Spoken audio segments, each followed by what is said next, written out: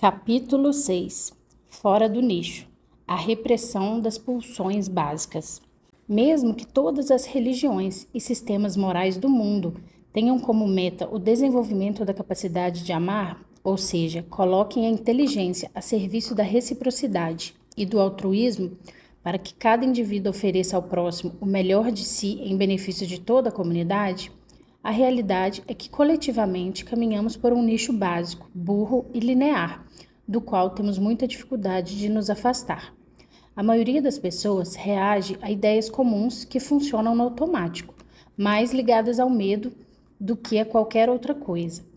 Medo de ser diferentes, medo de pensar com autonomia, medo de refletir e de nos tornar responsáveis por nós mesmos. É mais fácil ser parte do rebanho do que encarregar-se da própria individualidade. Sem importar que área da vida cotidiana vamos abordar, é simples registrar o nível de automatismo de pensamentos que conservamos. Todos pensamos o mesmo em relação à educação, à criação dos filhos, à alimentação, à cultura, às escolas, ao valor que acreditamos à ascensão social ligada, obviamente, ao incremento patrimonial. Todos pensamos mais ou menos o mesmo em relação ao amor romântico, à infidelidade sexual, ao ciúme entre irmãos, à ideia de justiça, ao que é pecaminoso ou ilegal, à divisão entre bem e mal. Quero dizer que, sem nos darmos conta, opinamos a mesma coisa, organizamos nossa vida sobre os mesmos parâmetros culturais e sofremos, aprisionados pelas mesmas leis autoimpostas pela falta de reflexão, autonomia e liberdade. Possivelmente, o fato de que todos caminhemos pelo mesmo nicho em todas as áreas da vida é consequência de não termos tido a oportunidade de nos autorregular desde o momento preciso do nascimento. Quer dizer, perdemos nossa bússola interna, que é a mãe de todas as bússolas. Se não podemos comer quando temos fome, se não podemos nos negar a comer quando simplesmente o apetite não vem, se não podemos nos amparar nos braços de nossa mãe quando necessitamos dela, se nosso pulso interno não se mostra e nos vemos obrigados a nos acomodar a regras externas, então qualquer ordem, qualquer caminho, qualquer decisão será imposta facilmente, porque não temos registro de nosso próprio ritmo. As pautas externas funcionam em nosso mundo porque não permitimos à criança recém-nascida, nem à criança um pouco maior, respeitar seus impulsos básicos, até que elas se esquecem deles por completo. E a partir daí, estamos perdidos. O desastre que aconteceu em âmbito mundial com a amamentação é prova disso. Há anos, os especialistas tentam fazer que as mães aprendam a dar de mamar, mas continuará sendo algo difícil enquanto se propuser horários às mães e não se estimular a autorregulação do bebê, que é a única maneira de fazer com que a lactância se estabeleça espontaneamente.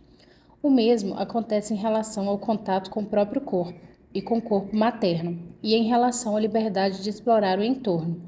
Obrigamos as crianças a mudar cada pequena atitude espontânea e assim garantimos a desconfiança em relação às próprias instituições. Daí, precisamos de profissionais para quem delegarmos um suposto saber, para lhes perguntar absolutamente tudo. E pior ainda, quando recebemos conselhos ou indicações da ordem que seja, não contamos sequer com uma cota de intuição pessoal para checar se essa sugestão nos atende e se é positiva ou não para nós. O sucesso desse sistema que divide o mundo entre o que é correto, segundo certas regras, e o que é incorreto e precisa ser modificado, depende da insensibilidade que nós, adultos, temos em relação às necessidades das crianças pequenas.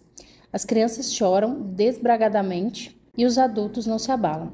Não tomamos conhecimento. Claro, nós nos presenteamos com a hierarquia de sermos grandes e, portanto, lhes infligimos esse sofrimento. Assumimos uma autoridade dominante e simplesmente nos parece adequado reprimir as pulsões básicas. Estamos garantindo, assim, que no futuro essas crianças que hoje sofrem esperem o momento indicado para assumir sua cota de poder e ferir outros mais fracos, em uma cadeia absurda e sem retorno. Vamos admitir que a privação do prazer físico sensorial durante a primeira infância é a principal causa da violência social. A violência em grande escala só acontece nas culturas e comunidades nas quais se é repressivo com as crianças e, sem dúvida, nas quais também reprimimos a vida sexual. como um todo. A privação de prazer corporal nas criaturas é diretamente proporcional ao desenvolvimento da violência em todas as suas formas. Os maus tratos e o abuso das crianças são recorrentes, banais, cotidianos e comuns, embora só estejamos dispostos a reconhecê-los quando os casos são muito visíveis. Lamentavelmente, tenho a sensação de que ainda não estamos prontos para olhar de frente à sistematização do abuso, porque teríamos de questionar todo o sistema comunitário em que vivemos. Ou seja, teríamos de observar o nicho completo com a lógica que o sustenta para perceber que o abuso, a repressão, os maus tratos e a dominação dos mais fortes sobre os mais fracos são a mesma coisa. E todas essas dinâmicas humanas têm um único objetivo: o domínio e a acumulação de bens. Se a sociedade patriarcal se baseia no patrimônio, as guerras são parte necessária desse sistema. E a guerra, obrigatoriamente, é fratricida, ou seja, exige que os irmãos se matem uns aos outros com o único objetivo de obter território, lucros ou poder. Para isso, precisamos gerar guerreiros, ou seja, seres insensíveis e capazes de matar. Isso é algo muito fácil de conseguir, simplesmente negando aos bebês e crianças pequenas o corpo materno e o prazer que esse contato proporciona. Não é verdade que nos importa o bem-estar de nossa cria. Pelo contrário, o propósito é que a criança sofra na medida suficiente para que logo seja capaz de reagir com ira para dominar os outros. Para todos nós, o amor é uma necessidade fundamental. Um bebê que não tenha sido humanizado através do amor e do sustento materno no início da vida vai sofrer um processo de desumanização com as consequentes reações agressivas, já que aprendeu a se adaptar a um entorno carente em termos afetivos. Cada experiência de vazio afetivo que uma criança humana ávida de cuidados e contato materno sofre se soma a outras experiências de muitas outras crianças que se encontram nas mesmas condições, até que esse desespero se molde em escala coletiva. Alice Miller escreveu que os danos infligidos durante a infância são crimes da humanidade contra a humanidade, já que nossas crianças crescem armazenando a violência que então vão aplicar tal como receberam. Uma vez que tenham chegado à idade adulta, exercerão poder contra as crianças da geração seguinte. A violência se perpetua graças à banalização da falta de amor primário. Quero dizer, não nos parece algo terrível, nem nos horrorizamos com cada bebê que não encontra o corpo da mãe enquanto chora inconsolável. Observamos isso cotidianamente à nossa volta. E, além disso, nós mesmas negamos nosso corpo quente aos nossos filhos. Simplesmente estamos fartas de suas demandas. Aliamo-nos aos demais adultos que nos dão razão e concordamos que as crianças têm de compreender que não é correto ser tão exigentes. Os tempos modernos também jogam contra. As mulheres acreditam que finalmente estamos tendo acesso à tão ansiada liberdade, depois de séculos de submissão ao homem, pelo fato de trabalhar e ganhar dinheiro. Acreditamos que é uma vitória do gênero feminino, nada mais distante da realidade. Podemos trabalhar e ganhar dinheiro, podemos chegar a postos de poder político ou econômico. Mas, se nós mulheres continuarmos caminhando pelo nicho cego da repressão e das limitações do amor próprio, se não reconhecermos a repressão e a dureza que paralisa nosso corpo, se não estivermos dispostas a ouvir nossas batidas uterinas, se não oferecermos o peito e os braços para refúgio da cria, então estamos nos tornando artífices indispensáveis da violência no mundo. E o resultado é que sem amor primário não há liberdade. Só haverá medo e compensações desesperadas. Ou seja, seremos todos prisioneiros de nossa ira ou de nosso terror. As mulheres são a articulação entre o passado de repressão, obscurantismo e ódio, e o futuro que desejamos de mobilidade, liberdade e buscas criativas. Somos nós, mulheres, que temos de compreender a relação direta que há entre o amor primário e a liberdade, entre a repressão do amor e a violência. Tudo o que pensamos no nicho.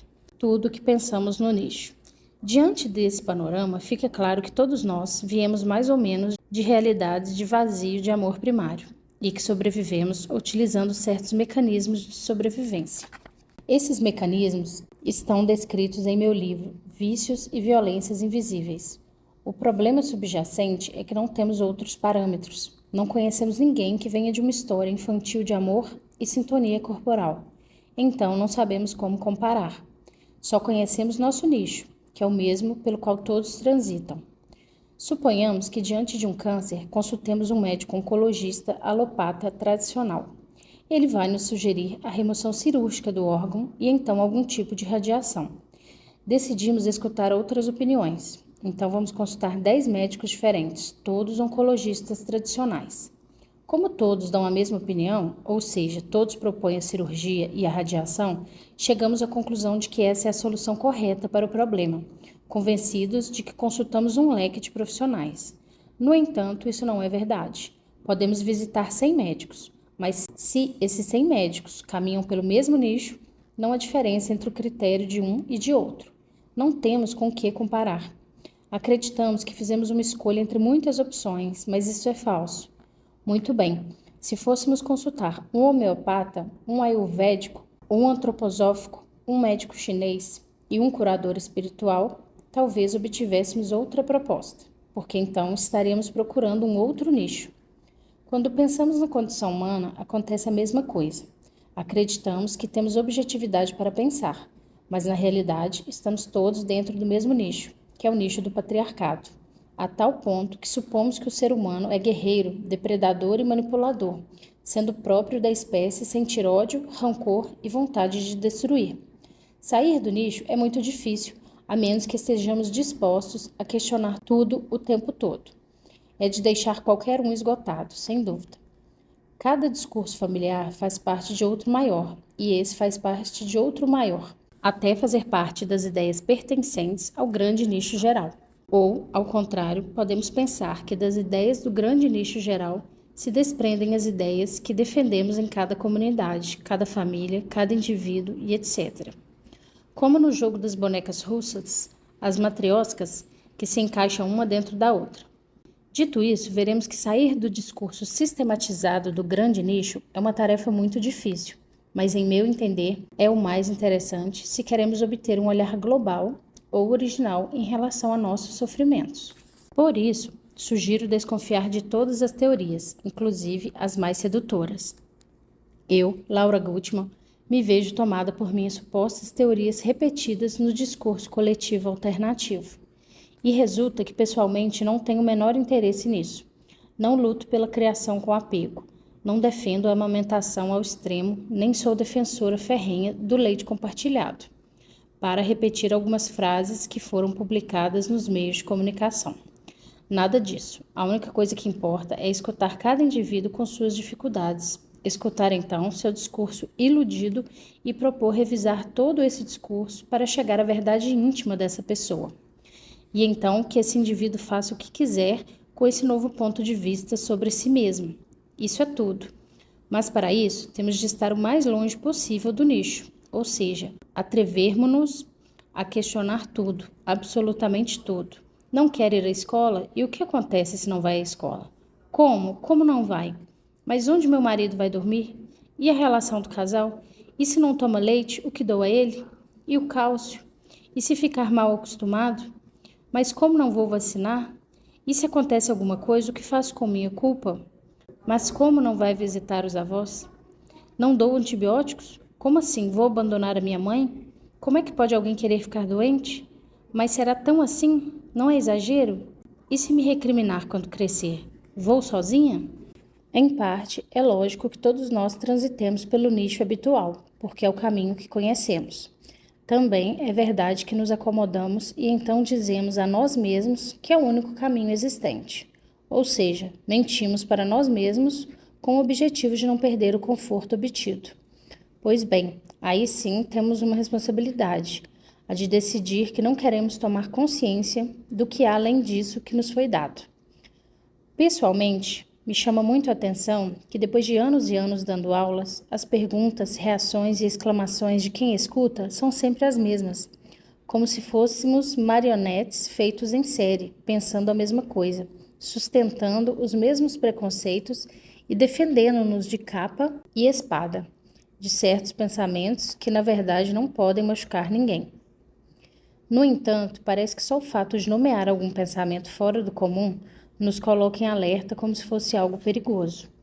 Na verdade, não é necessário que outra pessoa pense igual a mim.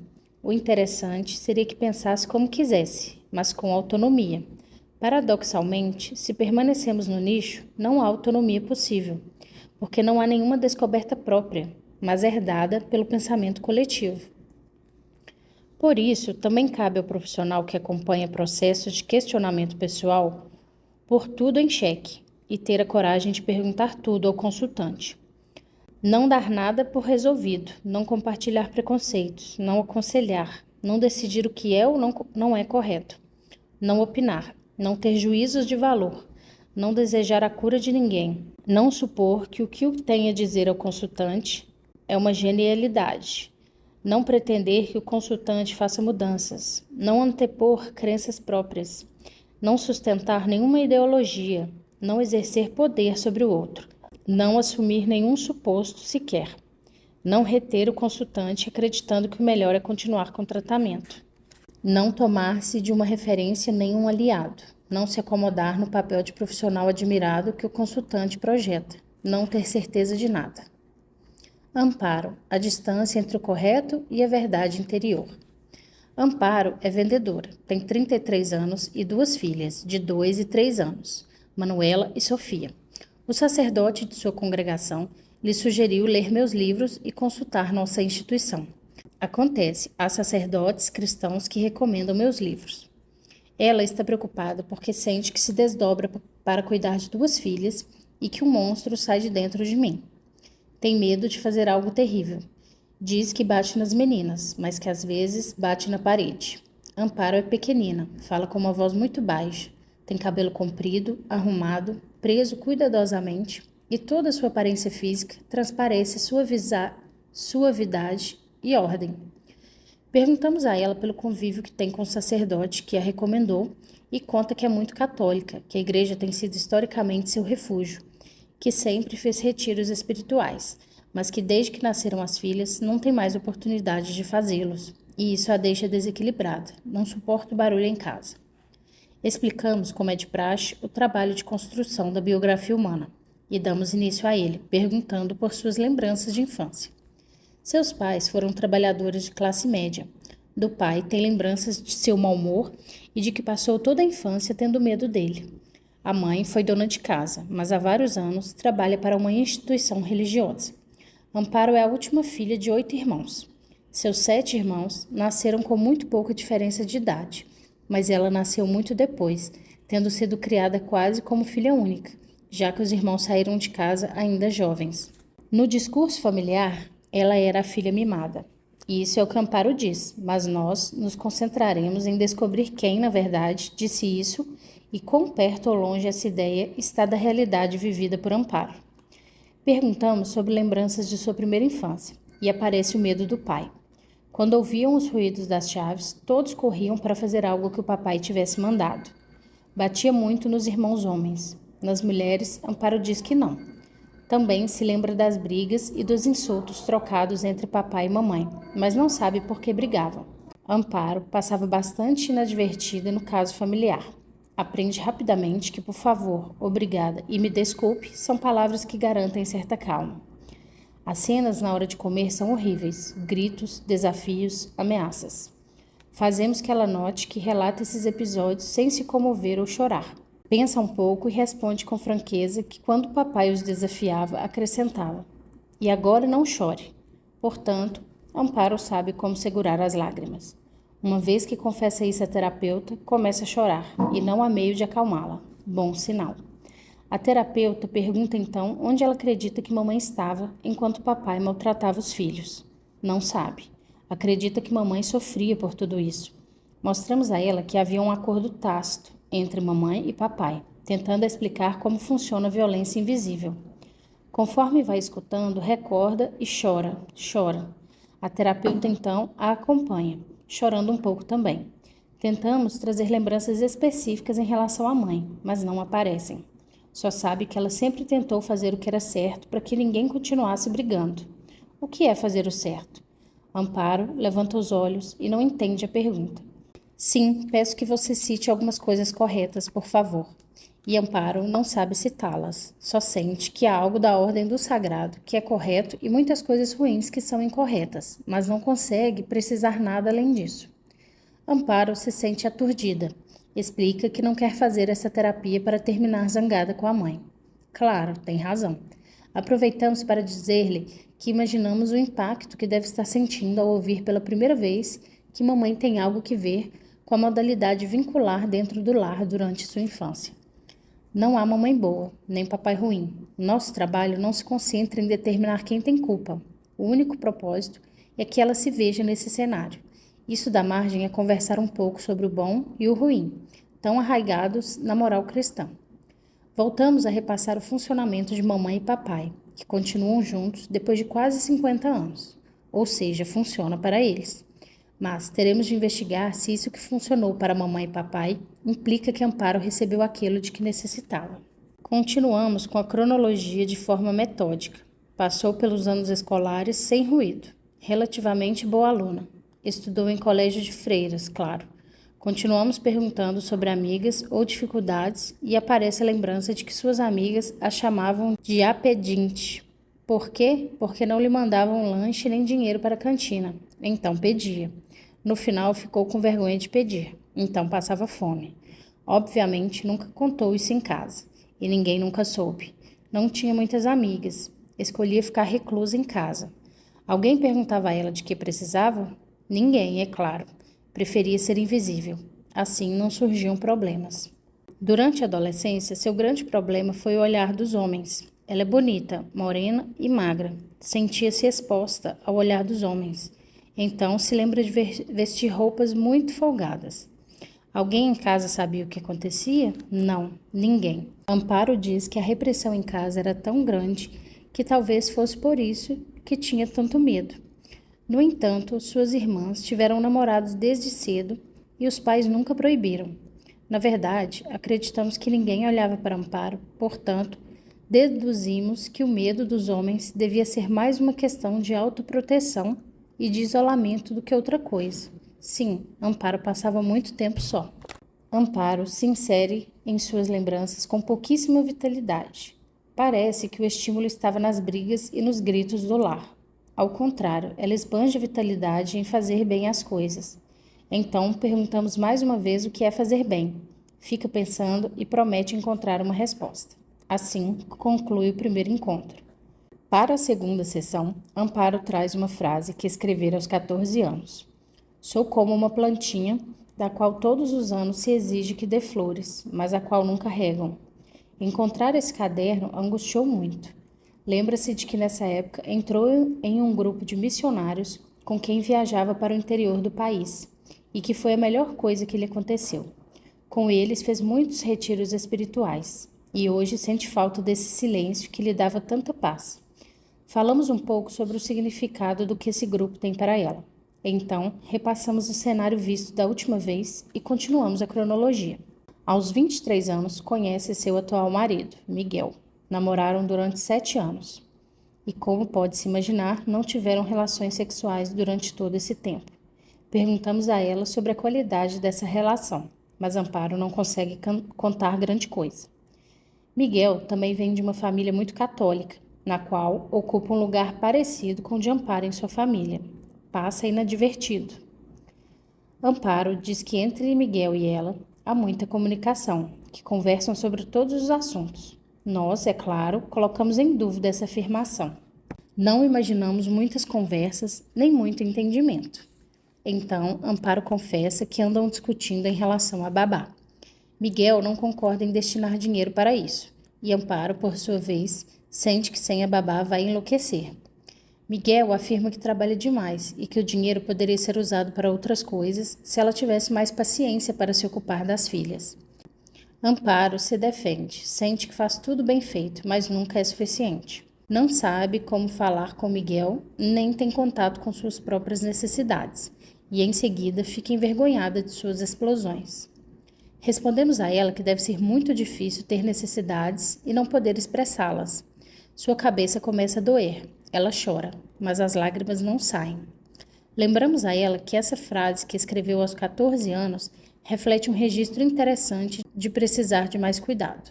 Então ela se põe a chorar e imediatamente se desespera, porque não consegue conter o pranto.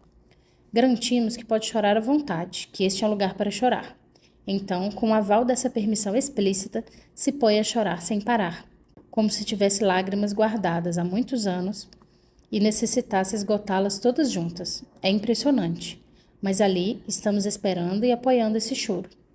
Depois de esperar em silêncio, oferecendo abraços e acolhimento, a terapeuta insinua algumas palavras carinhosas e garante que chorar é algo bonito, que essa repressão de seus desejos e necessidades congelou sua alma e que já não é necessário.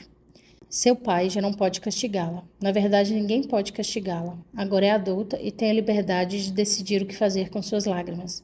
Foi necessária mais uma hora para conseguir se despedir e sair para a rua. Foi um encontro no qual não conseguimos avançar muito na cronologia de sua biografia, mas, pelo menos, abrimos as comportas de uma proibição obsoleta que ainda estava ativa em seu interior.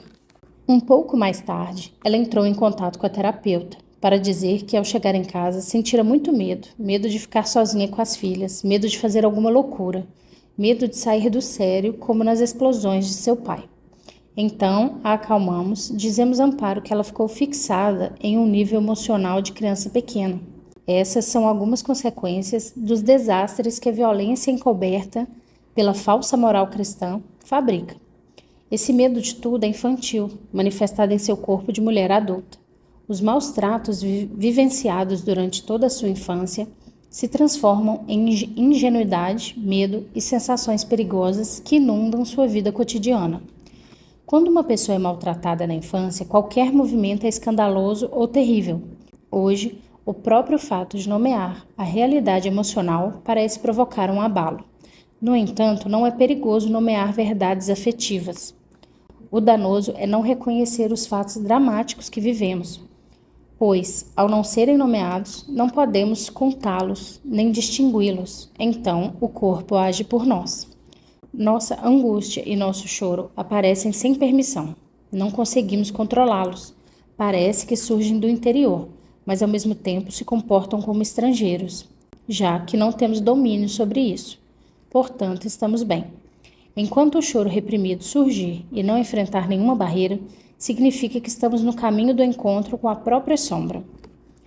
Quando Amparo volta para a consulta seguinte com um sorriso e um ramo de flores, conversamos brevemente sobre o que aconteceu da última vez. Desenhamos um mapa simples, uma menina chamada Amparo, fechada em círculos com diversas camadas, a moral, as crenças, o discurso de papai, o medo e a indiferença de mamãe. Todas essas camadas encerram uma Amparo pequena e assustada. Amparo interrompe. Diz que ela sempre se esforçou para fazer as coisas bem. A terapeuta responde que vamos tentar não pensar em bem e mal. Com toda a bagagem de moral cristã e repressão, esse é seu costume. Mas, nesse espaço, não estamos julgando, estamos pensando livremente no que acontece com ela. Amparo fica pensando, surpresa, como uma criança, diante de um abismo de possibilidades. Conversamos sobre o desespero que viveu depois do encontro anterior, sobre como se sente frágil pelo simples fato de não nomear sensações. Mostramos a ela que essas sensações existem, ainda que não sejam nomeadas, ou seja, funcionam de qualquer forma. Ela agradece e continuamos. Retomamos a informação sobre sua família ascendente. Segundo seus irmãos, ela é uma espécie de princesa privilegiada. As irmãs costumam dizer: você pegou o velho cansado, com você foi diferente. Com isso, a ela fica vedada a possibilidade de que também sofreu abandono, de não ter sido olhada e ter sofrido maus tratos. No entanto, Amparo comprou esse personagem.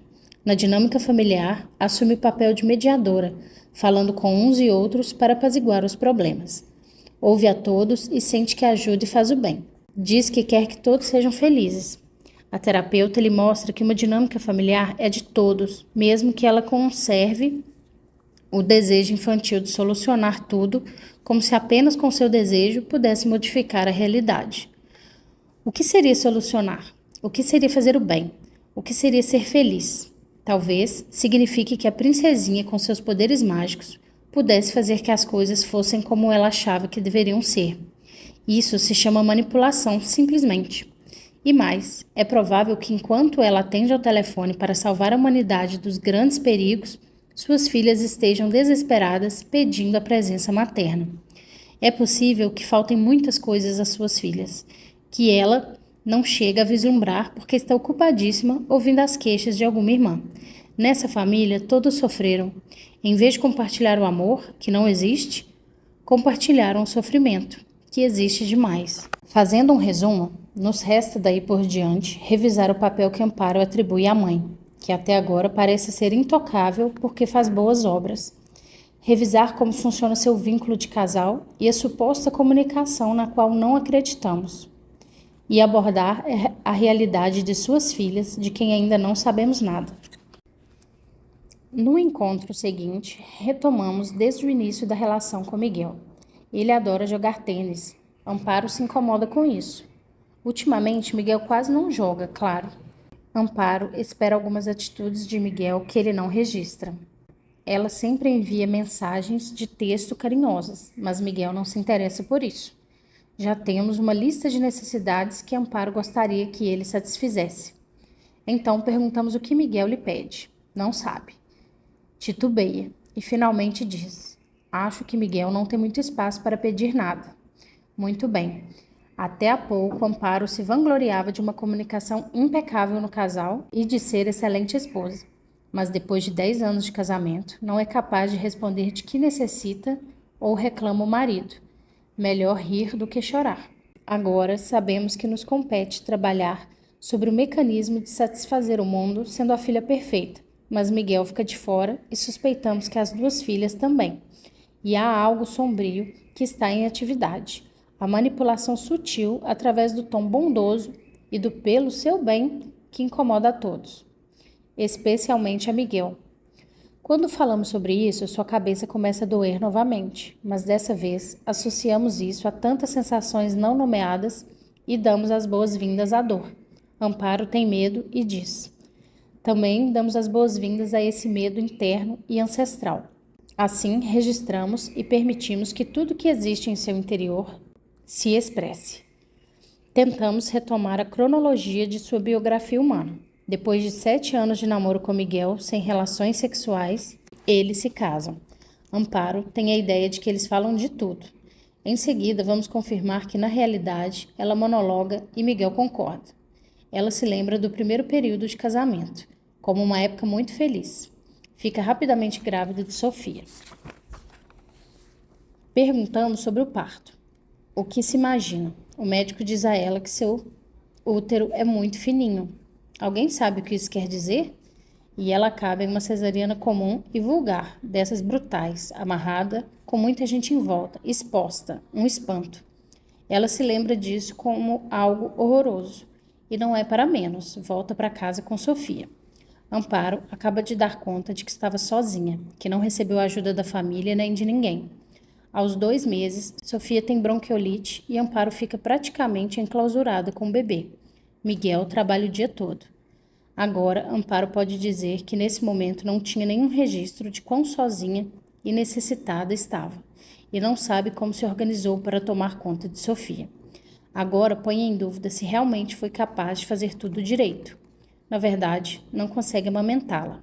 Claro, é fácil imaginar agora que não tem as condições externas nem internas para amamentar com alegria.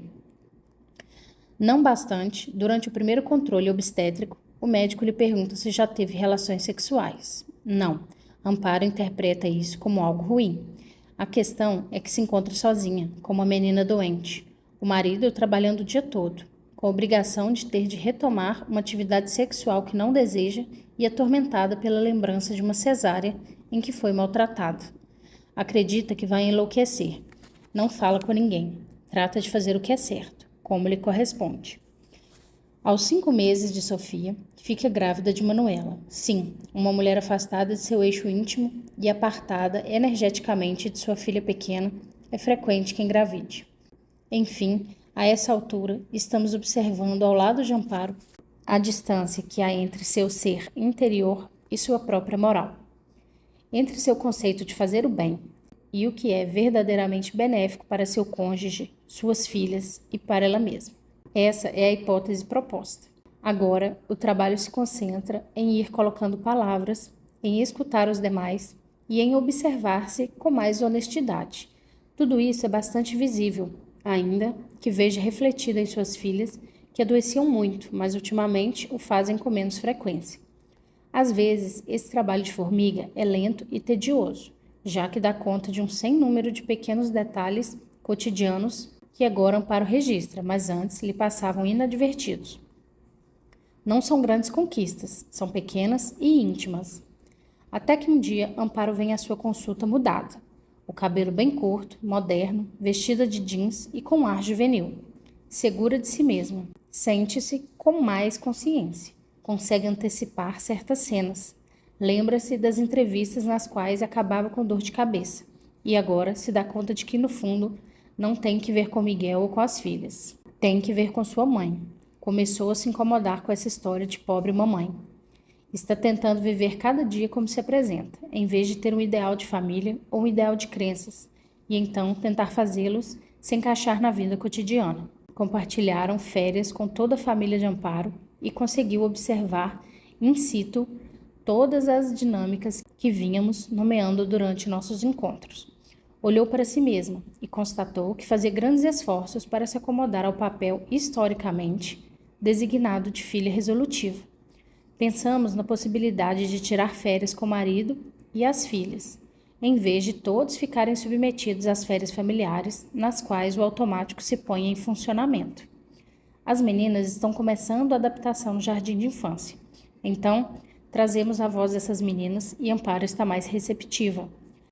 Aparecem constantemente as opiniões dos sogros, que consideram que as pequenas vão acabar sendo muito caprichosas se lhes dão tantos gostos. Nós colocamos na mesa a importância que Amparo dá a esse olhar de censura. Reconhece que no seio de sua família também deixava que lhes dissessem qualquer coisa a fim de não ficar mal. Começamos a vislumbrar. Amparo querendo tomar suas decisões, mas se debatendo em seu nicho. De um lado, surge automaticamente a menininha que faz tudo perfeito para não ser criticada. Por outro, sente-se presa a esse personagem e não gosta disso. Continuamos o trabalho em cima dessa pulsão, tentando ajudá-la a encontrar seu eu profundo, com seus cabelos ao vento e seus colares cada vez mais coloridos. Houve períodos em que Amparo deixou de vir às consultas e outro em que se organizava e voltava, mas logo se desorganizava de novo. Tomamos isso como bom sinal. Ela que fazia tudo perfeito, dessa vez foi se permitindo certa elasticidade. Essa flexibilidade a deixou mais receptiva e ela foi registrando algumas dinâmicas das quais havíamos falado no início, mas que muito recentemente ela sentia interiormente.